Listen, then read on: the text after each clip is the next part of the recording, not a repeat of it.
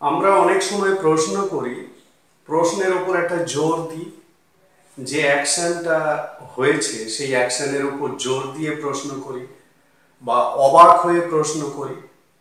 এই জোর দিয়ে বা অবাক হয়ে যখন প্রশ্ন করি তখন আমরা কিন্তু দুটো জিনিসকে মাথার মধ্যে রাখি। যে অ্যাকশনটার উপর আমরা প্রশ্নটা করছি সেই অ্যাকশনটা আমাদের কাছে মনে হয় অযৌক্তিক, সেই অ্যাকশনটা আমাদের কাছে মনে হয় অপ্রত্যাশিত, মানে আমরা সেই রকম অ্যাকশনটা চাই না, এবং তখন আমরা জোর দিয়ে বা অবাক হয়ে এক ধরনের প্রশ্ন করি। সেই প্রশ্নগুলোর ধরন বাংলাতে এরকমই হয়, মানে কেনই বা তুমি কথাটা জোরে বলনি, কেনই বা আমরা যাব, কেনই বা ওরা বলবে, কেনই বা ও আসেনি। মানে আমি এখানে যেটা শেখাতে চাইছি সেটা হলো, এখন বা কথাটাকে তোমরা যদি বাদ দিয়ে দাও, মানে কেনই তুমি, মানে কেন তুমি কথাটা জোরে বলনি, কেন আমরা যাব, কেন ওরা বলবে, কেন ও আসেনি। আর আমি যখনই বা কথাটা দিয়ে বলছি তখন কিন্তু আলাদা একটা মিনিং, মানে আলাদা একটা মেজাজ চলে আসছে কথাটার মধ্যে। সেই মেজাজটা হলো আমি জোর দিচ্ছি, কথাটার উপর জোর দিচ্ছি, প্রশ্নটা করছি যখন প্রশ্নের উপর একটা জোর দিচ্ছি, এবং প্রশ্নটা করছি যখন তখন আমি অবাক হয়ে প্রশ্ন করছি। কেন অবাক হয়ে প্রশ্ন করছি না, আমার কাছে মনে হয়েছে যে অ্যাকশনটাকে নিয়ে আমি প্রশ্নটা করছি সেই অ্যাকশনটা অযৌক্তিক এবং অপ্রত্যাশিত, সেটা আমি আশা করিনি। মানে তুমি কথাটা জোরে বলনি, মানে এই অ্যাকশনটা আমি আশা করিনি এবং এটা আমার কাছে অযৌক্তিক মনে হয়েছে। আমরা যাব, এই যে যাওয়া অ্যাকশনটা আমাদের কাছে অযৌক্তিক, অপ্রত্যাশিত মনে হবে, হচ্ছে, এবং আমি অবাক হয়ে জোর দিয়ে প্রশ্নটা করছি। প্রত্যেক ক্ষেত্রেই তাই। ঠিক আছে, তাহলে বিষয়টা আমি বোঝাতে পারলাম। ঠিক আছে, আরেকটা জিনিস হচ্ছে এই যে কেনই বা আমরা যাব, কেনই বা ওরা বলবে, এখানে দেখো দুটো অ্যাকশনের মধ্যে একটা পসিবিলিটি আছে, কিন্তু সেই পসিবিলিটিটা সার্টেন নয়, একটা আনসার্টেন।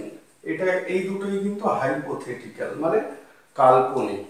ঠিক আছে, তো এই কাল্পনিক হওয়ার জন্য এক্ষেত্রে আমরা মানে আমাদেরকে অন্য একটা মোডাল ইউজ করতে হবে, মোডাল ভার্ব ইউজ করতে হবে, সেটা আমি আসছি পরপর দেখিয়ে দিচ্ছি। তাহলে কেনই বা তুমি কথাটা জোরে বলনি, তাহলে এখানে যেটা ইউজ করতে হবে সেটা হলো হোয়াই এভার। হোয়াই এভার, শুধু হোয়াই নয়, এক্ষেত্রে আমরা কি ইউজ করছি, হোয়াই এভার। হোয়াই এভার যেহেতু সিম্পল পাস্ট নেগেটিভ, তাহলে didn't, why ever didn't you, জোরে বলা, speak out. Why ever didn't you speak out. বোঝা গেল? এইভাবে কিন্তু বলতে হবে। এই ধরনের তোমরা যদি ঠিক এই রকম কথাটাকে, এই রকম বাক্যটাকে ইংলিশে বলতে চাও তাহলে তোমাদের এইভাবে বলতে হবে, why ever didn't you speak out. পরেরটা কেনই বা আমরা যাব। আমি কি বললাম, এই যে আমার যাওয়ার যে কাজটা, এটা আদৌ হবে কি না এটা শিওর নয়, নট সার্টেন।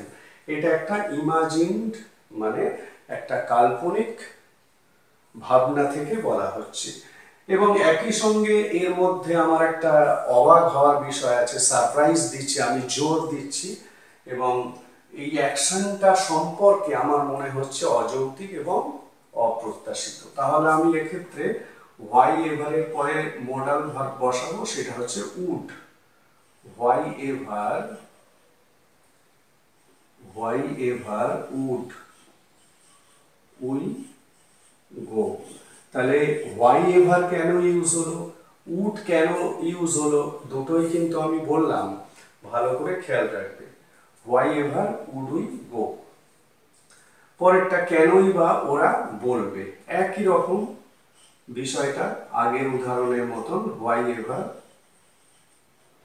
উড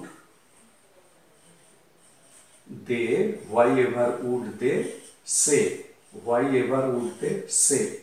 ঠিক আছে, পরেরটা কেনই বা ও আসেনি, এটা সিম্পল পাস্ট নেগেটিভ, তাহলে why ever didn't he come?